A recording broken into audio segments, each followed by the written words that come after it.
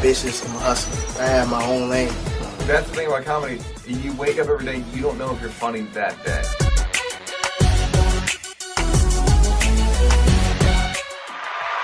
All right, we got a lot to talk about today on the show, man. Got some special guests on deck. The Big Zoe Talks, he's coming back. I believe comedian Eddie Bryan is stopping through. We got Roland Martin on deck because we ran out of time the other day. But I'm gonna just get right to it, man. We're gonna hold the headlines for a minute. And this brother right here is an honor and a pleasure for him to be on the show today. I appreciate it. I reached out. I'm watching all his moves on social media, and he's continuing to do it. He's been doing it for years and continues to do it. Got some new stuff out. You may have remembered him most recently, Seriously Ignorant News on the Tom Joyner Morning Show. And please welcome, ladies and gentlemen, Mr. Damon Williams out of Chicago. There you go. What's good, fam? What's up, man? Oh, man, everything cool. Y'all got sun out there? It's raining like a big Yeah, dog. man. We nice and sunny right now. Yeah, how you pull that off? You eating? I catch you at a bad time. No, we are just chilling out in the back, man. Me and my wife been quarantining, continuously, except when I dip out to do my thing. So Yeah. this is the first time I did an outdoor interview like this. I felt like I ain't feel like going in the house. Nah, it's good light, man. The skin is popping, man. You don't look a day over 47, champ. A day over 47. That's that good outdoor light skin. How you been, man? What's good with you? I see, you talk about you leave the house when you do your thing, man. I see you like back at it in a major way. I see the Riddle situation is jumping. Like you back on stage and in the mix. Talk a little bit about that and how it is back on stage and in front of people. Well, we testing the waters, man. Here in Chicago, we're in phase 4, but the people wilding and doing too much, so they might, reverse us back. But right now, we can have 50 people in a club as long as it's socially spaced. And so we got Riddle's Comedy Club back up and running. For the meantime, I've been using like my Chi-Town comics because there's plenty of us still here. Actually, next weekend, I'm going to let Sean Larkins come through and do his thing. But we've been having fun with it, man. It's just good to be back, amongst people, even though there's certain people that don't understand that I've been in the house since March. So if I got my mask on and I don't want to hug you and I don't want to dap or take a picture, I'm serious about that. Step up. And some people, oh man, man, ain't got that shit. Come here, Yeah, right. Some of them is gangsters, Nah, I couldn't. yeah. I still had to let him do it. One little gangster Rick, he grabbed me up, put me in the headlock. I just had to take it. Yeah. Muscles all on your forehead. Too much. What is it like in the actual, because I haven't been on stage. So when you get there, is the energy different? Is it the same? Is it weird not seeing people mouth move when they laugh because they got the mask on? Like how is that? Well, once they're seated and they're close to their own people, they can remove their mask if they so choose to. Because they're 6 feet from each other group. So if you brought your own little cluster of Rona, y'all keep within yourself and Ronanize yourselves. Yeah. But it's kind of weird because, first of all, my goal is to not do any of my material pre-Rona. So I've been doing, everything that I've written during the pandemic or what I've lived through and such. But every once in a while, you need one of them guaranteed bits to hit. So I'll pull one out, but it's the off, man. Like, I forget part of the punchline or the order of the joke. So I haven't been doing much of that. But it's still better than doing it, online and on Instagram and such. Yeah, I talk. It's funny that you said that because I talked to quite a few comics that have said the same thing. It's like the stuff pre-Rona, you really just can't do it no more. Like it don't sound right. It's hard to go get it. Mentally, it's hard to like go, be like, let me dig that one up because it's a whole different environment now, and it's almost There's no feedback. Yeah. It's like it's basically like doing radio. If you're a radio comic or somebody that knows broadcast, then you don't have to rely upon that instantaneous feedback. But you still have at least somebody in the room, unless you like doing night moves by your damn self. So you need that feedback. So what happens is a delay too. So you might have comments coming through, but they way off. So it's throwing your timing off because you're trying to peak and make sure people laugh. And it's a weird time, but you got to figure it out. It is where we are. And the creativity and the craft still has to go forward. Yeah, you talked about Chicago and how, y'all, you might have to go back under shutdown. Do you think comedy clubs will ever go back to full capacity anywhere? Oh yeah, and they don't give a damn. Right Yeah, now, the improv yeah, in Texas, Arlington Improv, I said Gary Owen, and I know they're not coming to work for 50 people. So I think if you have a big enough club, and even if you're a limited capacity, and then it's a matter of personal choice of what people are willing to risk for what they want to do. Some people are at the point where they like, look, we stayed in 3, 4 months, we got to live at some point, and if you're not in that age group that's vulnerable, then the Rona might not kill you, it just might be an inconvenience.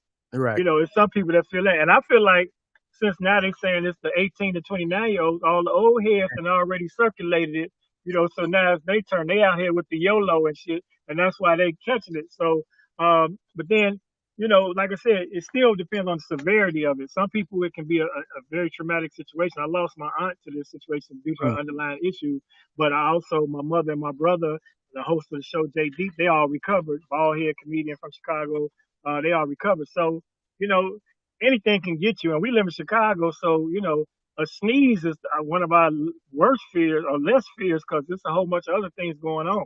yeah, yeah, yeah. And sorry to hear that about your aunt. Knowing that your aunt, you lost somebody to it, does that make it more difficult to write jokes about it? Now, in life, man, you got to keep living. Regardless of circumstances. In this game, especially, we are, the purveyors of hope and happiness, even in the darkest times. So it's our job to take tragedy and make comedy of it.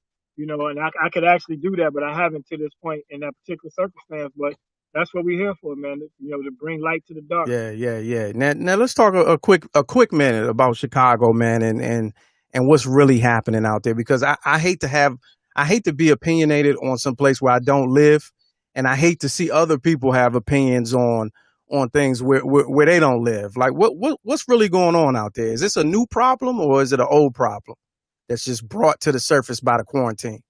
The situation, and let me explain this. First of all, it's violence in every impoverished community. It's crime and Right. violence everywhere. We just happen to be in the lead in the news. But in Chicago specifically, it's personal. It's interpersonal conflicts. It's not like you walk down the block and somebody just shoot at you in Chicago. These cats have had beefs back and forth, and now it's retaliatory. Unfortunately, they're not marksmen, so you get children hit and stray bullets go around. Not saying that they should be, proficient at shooting each other. We would hope that they could stop it, but I believe that it's going to take on the ground personal interaction and conflict resolution to stop the violence, and it's like a cycle of retaliation. So sending in 150 troops from Trump is not going to stop the violence. On 4th of July weekend, they added an additional 1,200 cops right in the hot spots where the violence typically happens. We still had 80 or 90 shootings and multiple deaths because they can't prevent it and they can't police it. And the problem is systemic, and it's going to take a generation, I believe, to clear this up. And we have to attack the very young people now to keep them from resorting to this violence when they get to that age. I'm not going to dwell on it too much, but I just wanted to, somebody that's there, that's from there, because we all get a different story from the outside. But do you think it's just quote unquote these interpersonal actions that's causing the violence, or do you think there's outside elements? Well, there's been rumor and talk of circumstances where there have been boxes and crates of guns left in alleys on the west side and the south side communities. So it might be, assisted by it, but you still got to have a shooter. You got to have somebody pulling that trigger. And a lot of the things that's been happening, once they do catch the culprits, if they are the true culprits, because Chicago will frame you. So a lot of that going on back in the day. We know what it is. Like I know for a fact some cats around my mother's neighborhood got shot, and I know for a fact that 3 or 4 of them got taken out after that. Mm. You know what I'm saying? Because of what they did, and I know this is how that happened. And I ain't going no deeper into it, but it's a lot of times it's just that. And of course, if we look at the whole violence and our whole climate of poverty and crime and lack of opportunity, no vocation, no father figures and no structure, then you fuel that in a society that's driven to have, capitalist desires and materialistic desires, and then you don't have the means to get material. So if this guy's standing in the way of you getting your rims and your situation, then that guy got to go because we hustling over here. So it's a bigger thing than just gang banging. It's much deeper. but Yeah. it's still interpersonal, and it's not like random, wild wild west people out shooting. It's just unfortunate that the civilians get caught up in the situation.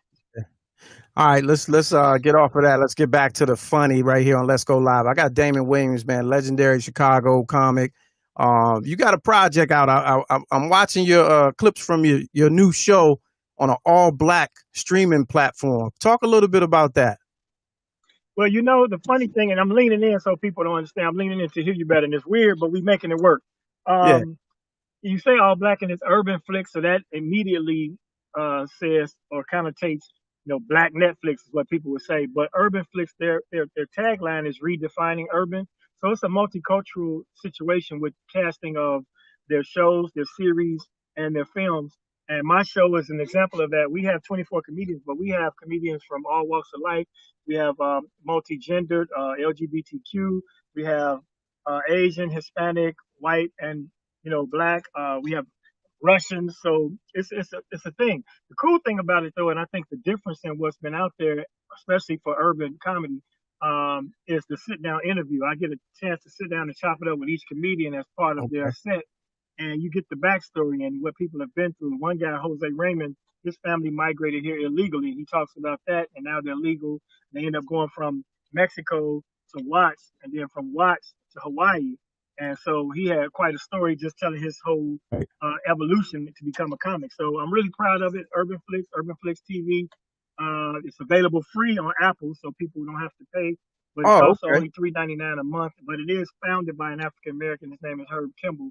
And it's one of our own. So in a situation like Nick Cannon, if I was to say something bogus, I ain't gonna get kicked off the network because Herb's got my back because it's ours. So we need more of that. You know what I'm saying? Oh, urbanflixtv.com. And what's the name of the show?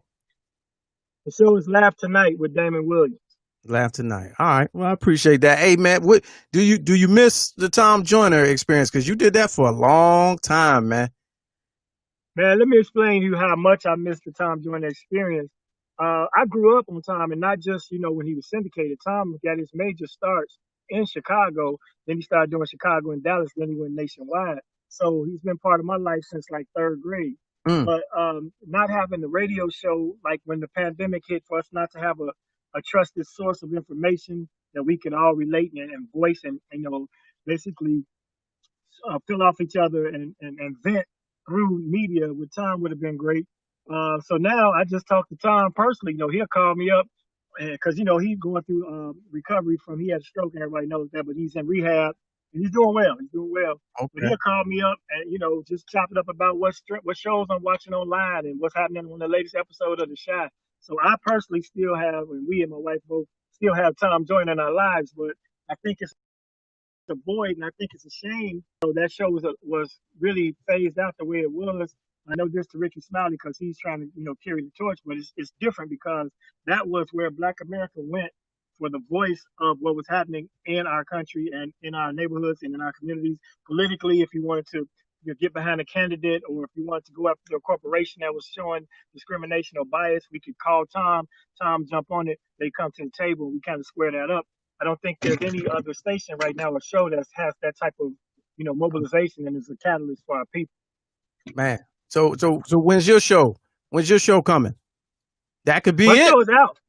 Oh, you mean my radio show? Yeah. That's a pursuit, man.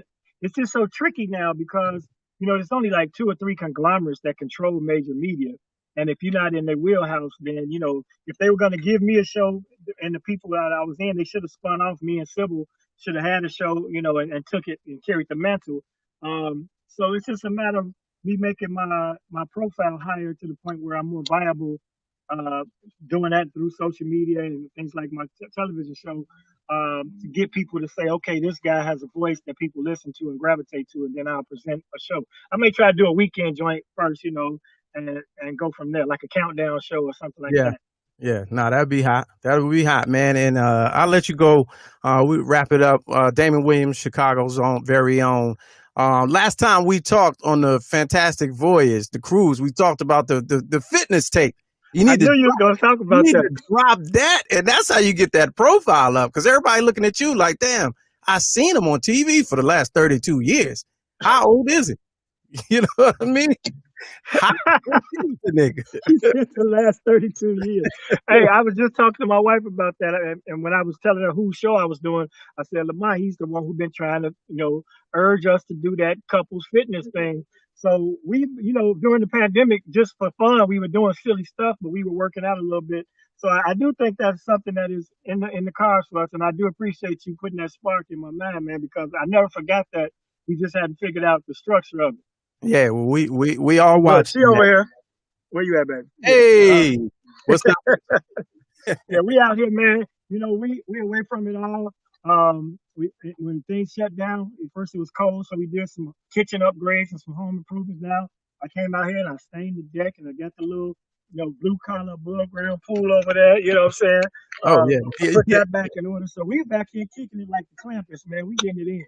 yeah, yeah. What's the wildest thing that's happened since quarantine? Since you've been locked down, what's the wildest thing at the The house? wildest thing. What's the wildest thing that's happened since the quarantine? I mean, ain't been no wild things because we ain't been out. Let me tell you, we Yeah, really do. The wildest things happen around here is we got a dog. So right before everything shut down, my wife been talking about dogs all the time, and I was against it. I'm like, I don't want no dogs. The upkeep, we travel too much, all that. Well, they shut all that down, so we got a dog. So it's this cute little Shih Tzu, and I was against it, but now the dog is my best friend. She yeah. jealous because the dog be all up on me. And that's been a really big thing. But I'm glad because it's given us somebody else to talk to when we was first There on you go. lockdown. There Right, you I go. look up and she's in there talking. I think she talked to me. She talked to the dog. In fact, she talked to the dog more than me. I started to put that damn dog out. But that's our new puppy, man. That's the wildest thing that's happened around our household. That's what's up. Well, hey man, Damon, I appreciate you taking time out with us, man. Anytime you want to stop through, you're more than welcome. Next time maybe we can get you and your son on and talk talk that talk. You know what I mean? Oh yeah, we'll do that thing, man. And then we can talk social justice. I bring my son with me. He's an activist out here. Let Us Breathe Collective. Y'all look that up. And I just found out that he's going to be profiled in the September issue of the Vanity Fair for his social activism and community organizing. So I want to get that together for him and his sister. And I'm here, brother. I ain't doing nothing. You call me. We can do a weekly feature, Damon on the deck. However you want to Hey, go. Damon on the deck. I like it. We're gonna build it. We build it. I appreciate you, Jack. I get with It's you. always love, bro. Keep doing All your right, thing. my man, Damon Williams, y'all. I don't care if it is a